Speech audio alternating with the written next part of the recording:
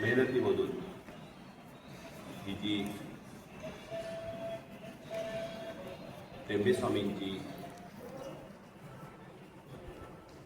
मंदिर आणि दत्त मंदिर आणि एकमुखी दत्त मंदिर व टेंबे स्वामी पांडुरंग मंदिर यांच्यामध्ये वरील हा मोठा भव्य दिव्य असा सभामंडप बांधण्याचं सुतोवाच 2019 करण्यात आलं होतं आणि त्याची आता बांधकाम पूर्ती झालेली असून त्या बांधकाम पूर्तीनंतरचा हा कलशरोहण सोहळा आम्ही 2 एप्रिलला साजरा करायचं ठरवलेलं आहे.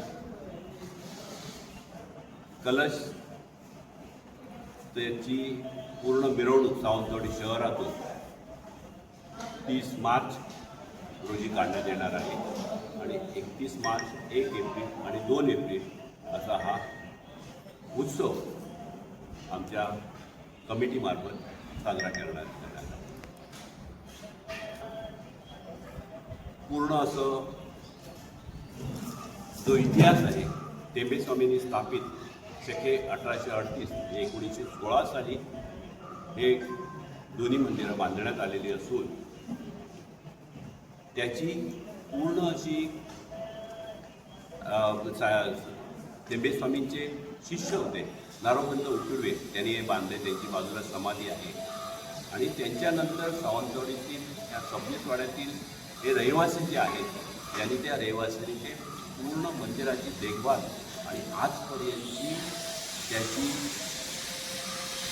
चांगल्या सुस्थितीत ठेवण्याचं आणि त्याचं पावित्र्य राखण्याचं काम हे केलेलं आहे.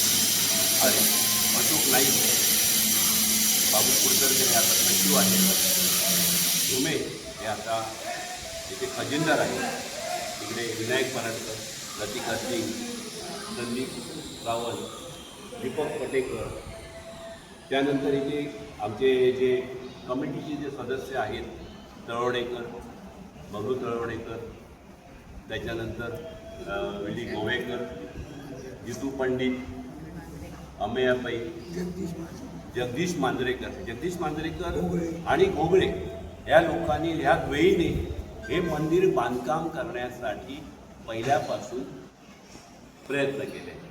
स्वामींनी हे बांधकाम पूर्णत्वास नेण्यासाठी येणारी सगळी मेहनत आमच्याकडून घेतली आणि ह्या मंदिराला आदरणीय आमचे आमदार महोदय, माजी मंत्री श्री दीपकजी केसरकर यांनी भरघोस अशी मदत केली आणि या मंदिराचं कोणतंही काम थांबणार नाही याची आम्हाला ग्वाही दिली. त्यामुळेच आम्ही हे करू शकतो.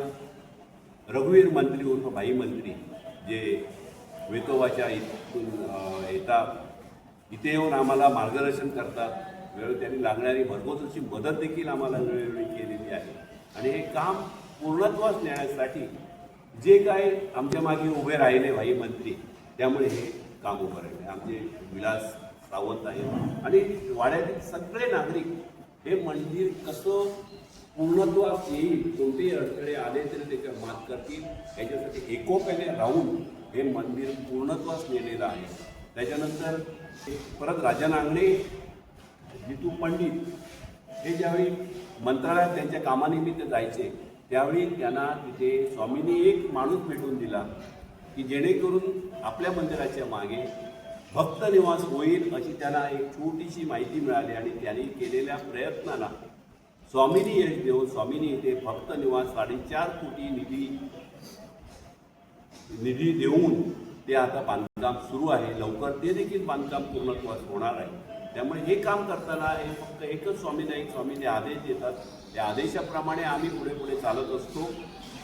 आमचं कोणतीही समस्या आली तर त्याचं निराकरण स्वामींनी केलेलं आहे आणि हा जो कार्यक्रम आहे 30चा 31 आणि 1-2 एप्रिल हा पूर्णत्वास नेण्याचे स्वामींच्या आदेशाप्रमाणे आम्ही ठरवलं आणि आमच्या ह्या कार्यक्रमाचे प्रमुख म्हणून आम्ही आदरणीय गुरुजी चिंचाळकर यांना आम्ही नेमलेलं आहे आणि त्यांच्या अधिपत्याखाली ते सगळे ब्राह्मणवृंद इथे बोलवून तो कार्यक्रम कसा पवित्र राखला जाईल याची पूर्ण जबाबदारी आम्ही आमच्या गुरुजीवर दिलेली आहे.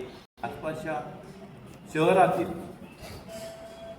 आणि हा कलश रोहणचा कार्यक्रम जो 2 एप्रिलला दुपारी 12:01 आहे तो श्री जगद्गुरू शंकराचार्य सच्चिदानंद अभिनव विद्या नृसिंह भारती संस्थान मठ संकेश्वर करवीर व श्रीमद परमपूज्य दत्तानंद भारती स्वामी महाराज श्री श्रीपाद मठ श्री क्षेत्र नृसिंहवाडी श्रीमद परमपूज्य शरद जोशी महाराज वासुदेव निवास पुणे आणि माननीय आमदार दीपकभाई वसंतराव केसरकर माजी शिक्षण मंत्री यांच्या हस्ते कलशपूजन व